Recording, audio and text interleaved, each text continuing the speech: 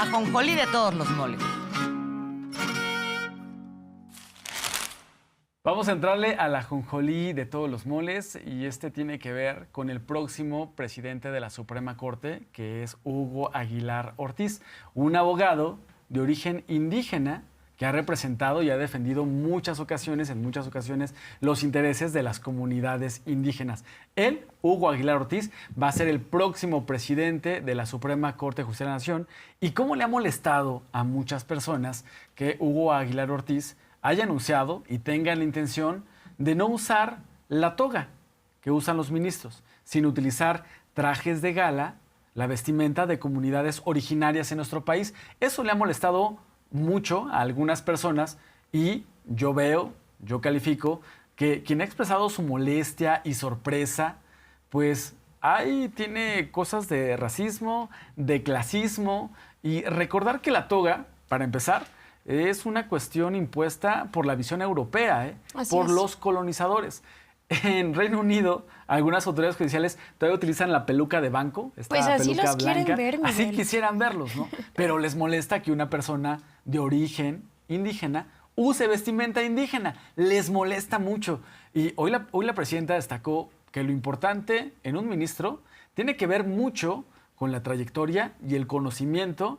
Y yo le sumaría las acciones que vaya a tener. Y descolonizar la justicia en nuestro país, no solamente desde la vestimenta, sino de la perspectiva. Pero es un gran avance y es un paso que sin duda alguna ha hecho molestar a los mismos que utilizando toga han violentado los derechos humanos, han pisoteado la Constitución. O dime, ¿qué habrá pasado con la guardería ABC y los 49 niños fallecidos cuando el presidente Felipe Calderón ordena que se encubra a su familiar? ¿O qué ha pasado con los millonarios impuestos que no son pagados por los empresarios y que son a costa de la Suprema Corte de Justicia de la Nación? Los casos inmensos de pueblos originarios que esperan décadas para tener una audiencia. El día de hoy la presidenta dice que un juez no se define por la toga ni el birrete, sino por sus valores, y lo hace de esta manera. Un buen juez no se define por una toga y un birrete. Se define por su honestidad, su conocimiento y cómo aplica la justicia. La toga y el birrete es pues parte de un protocolo que se definió en cierta época, pero eso no define a un buen juez, ¿no? Pero no habrá... Miren cuántos jueces corruptos no usan toga y birrete, que andan liberando impuestos, que por cierto hay varios ahí de, ya saben qué persona que debe muchos impuestos, que están por definirse estos días. En los últimos días, en las últimas semanas, ha sido noticia que en la Suprema Corte han llegado casos de temas fiscales. Grandes contribuyentes que buscan no pagar impuestos. ¿Cómo? A través de retorcer la ley, pero sobre todo con jueces corruptos que ven por todavía en la Corte, hay jueces, hay ministros que ven por los intereses de los grandes empresarios, por los dueños del dinero. Uno de estos casos es el de Movistar, que quiere que se le regrese dinero. Pero también hay casos nacionales. Está el caso del empresario Ricardo Benjamín Salinas Pliego, el presidente de Grupo Salinas, TV Azteca, Electra y otras empresas, pues bueno, que tiene por ahí un tema pendiente de pago de impuestos. Hoy la presidenta dijo que la Suprema Corte tiene que ver los temas de manera honesta y garantizar el pago de impuestos. Quien debe impuestos tiene que pagarlo, no hay de otro. Todos debemos contribuir. Los pequeños contribuyentes y los grandes contribuyentes tienen que pagar sus impuestos. Así que hoy la presidenta hace un llamado a la Suprema Corte para que garantice el pago de impuestos de empresas extranjeras, pero también de las nacionales. Vamos a ver.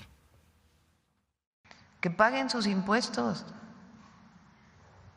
Tiene que resolver la Corte, tienen que resolver, ya no pueden estar regresando ahora otra vez a la otra instancia, porque así se la pasan, hasta el infinito.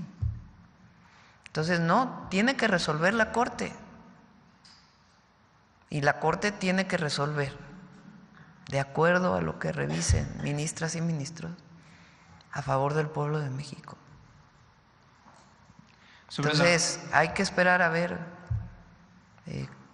qué van a resolver. Lo bueno de ahora pues es que ya no es secreto, ¿verdad?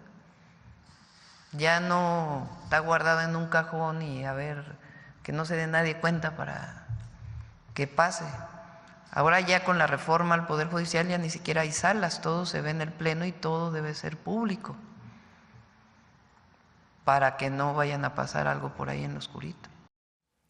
Otra de las acciones que ha promovido la reforma al Poder Judicial es la politización de la gente en esta materia, porque antes era mucho más fácil en lo escondido, en lo oscurito, hacer y deshacer con la Constitución. Ahora nos damos cuenta que cada vez más estamos pendientes a las sesiones de la Cámara de Diputados, pero también de la Suprema Corte de Justicia de la Nación. Y justo el día de hoy la presidenta cita a Carlos Monsiváis, quien mencionaba que la verdadera doctrina de la derecha es la hipocresía, y lo menciona esto porque critican al INE a veces sí, a veces no. Parece que solo cuando les conviene buscan defender la institución, pero cuando está a favor de las y los mexicanos o de la voluntad del pueblo, ahí entonces la critican. Lo vimos en las elecciones pasadas de hace unas semanas, pero también lo vimos hace unos meses donde marchaban para decir que el INE no se toca. Pues que se pongan de acuerdo el día de hoy, así lo menciona la presidenta. Mucha hipocresía. Ayer que pasábamos la cápsula de Carlos Monsiváis, de él es la frase de que la doctrina de la derecha es la hipocresía. Y tiene que ver con esto, ¿no? Porque hablan de que se acabó la república, que hay antidemocracia, que el gobierno censura, que ahorita voy a mencionar algo de eso, porque ahora todos traen, ¿no? Censura, censura. Nadie los censura a ellos, pero hablan de censura. Como retahílan, ¿no? Y nunca hablan del fraude electoral del 2006, porque quien era presidente del Instituto Federal Electoral en el 2006 es uno de los comentócratas más mencionados, cuando él validó un fraude electoral, que nunca permitieron que se abrieran las casillas para contar todos los votos, que votaron por quemar las urnas después o quemar las boletas para que nunca se supiera cuál fue el resultado real del 2006. Está en mis 100 puntos, una reforma electoral que hace falta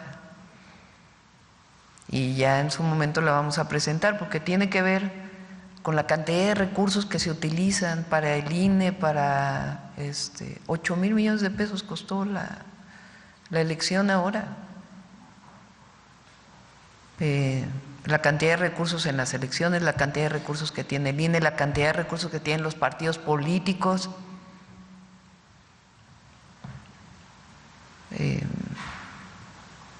Y otras formas también, los plurinominales también, para que darles una nueva tarea a los comentócratas para que empiecen a hablar de eso. Y regreso al tema de la censura, porque es que es increíble. O sea, ¿en qué país del mundo una televisora, que es una concesión del Estado, habla mañana, tarde, noche en contra de la presidenta con un montón de mentiras? ¿En qué momento cualquiera de los que escribe ha sido censurado? Y hablando de estos casos que señala la oposición de censura, es el caso en Campeche. Resulta que una jueza determinó a un periodista pues pagar una sanción y no ejercer la profesión por 2 años porque ofendió a la gobernadora de Campeche, Laida Sansores. Hoy la presidenta se dio tiempo para hablar de este caso y hizo notar que el periodista no fue que en su actividad hablara del gobierno, de los resultados del gobierno, sino hablaba del aspecto físico de la gobernadora. Es decir, su forma de crítica es decir, usted es alto, es chaparro, es bajo, está gordo, está flaco, tiene la nariz muy grande. Esa era la cuestión que sancionó la jueza. Hoy habló de este caso así la presidenta. No, yo estoy a favor de la libertad de expresión siempre. Lo que digo es de dónde sale la crítica de la supuesta censura. Una crítica o sea, hablan, escriben lo que quieren, no tienen problema, nadie los cuestiona, y hablan de censura. ¿De dónde surgió la crítica? De dos leyes.